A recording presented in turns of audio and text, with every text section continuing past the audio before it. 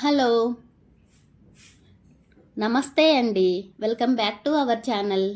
ఈరోజు మన కిచెన్లో సజ్జ లడ్డు రెసిపీని ఎలా ప్రిపేర్ చేసుకోవాలో చూద్దామా? వచ్చేసేయండి.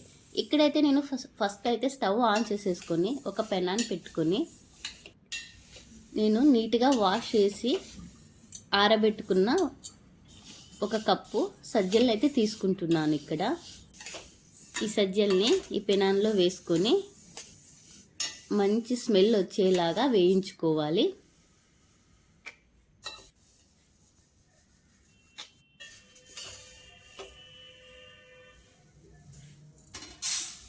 ఇలా మరీ ఎక్కువగా వేయించుకోకూడదండి. ఎక్కువగా వేయించుకుంటే ఈ సజ్జలు కాస్త పేలాలు అయిపోతాయి. సో చూసుకొని జాగ్రత్తగా అయితే వేయించేసుకొని ఒక ప్లేట్లోకి తీసుకోవాలి. తర్వాత సజ్జలను అయితే చల్లారబెట్టుకుని తర్వాత ఒక మిక్సీ జార్ తీసుకుని ఇందులో కొద్దిగా యాలకులు వేసేసేసి గ్రైండ్ చేసేసుకొని పక్కన పెట్టేసుకోవాలి.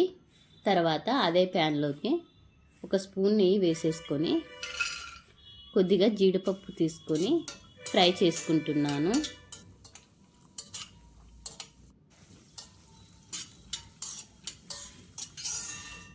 ఇలా ఫ్రై చేసి పెట్టుకున్న ఈ జీడిపప్పుని ఒక కప్పులోకి అయితే తీసుకుంటున్నాను. తర్వాత అదే పెనంలోకి 3/4 కప్ అయితే బెల్లం తీసేసుకొని కొద్దిగా వాటర్ పోసేసుకొని బెల్లాన్ని అయితే బాగా కరిగించుకుంటున్నాను.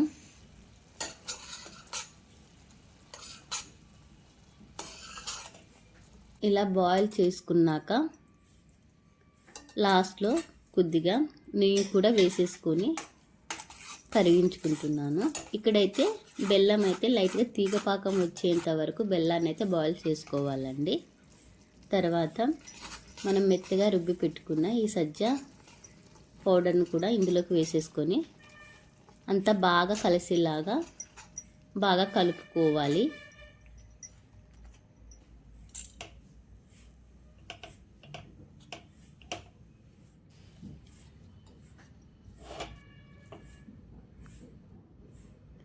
ఇలా బాగా కలుపుకొని లాస్ట్లో అయితే వేయించి పెట్టుకున్న జీడిపప్పును అయితే వేసుకుంటున్నాను.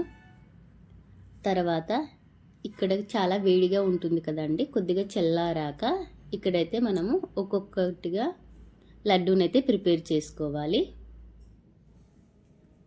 ఇలా అయితే అన్ని లడ్డూల్ని ఇలా చక్కగా అయితే ప్రిపేర్ చేసుకోవాలి. ఇలా ప్రిపేర్ చేసేసుకొని నేనైతే ఒక ప్లేట్లోకి అయితే తీసుకుంటున్నాను. ఇక్కడైతే మనకు సజ్జ లడ్డు అయితే ప్రిపేర్ అయిపోయిందండి. ఇదైతే చాలా అంటే చాలా టేస్టీగా ఉంటుంది, చాలా హెల్తీ కూడా. ఈవినింగ్ స్నాక్స్ లాగా కూడా మనం ప్రిపేర్ చేసుకోవచ్చు.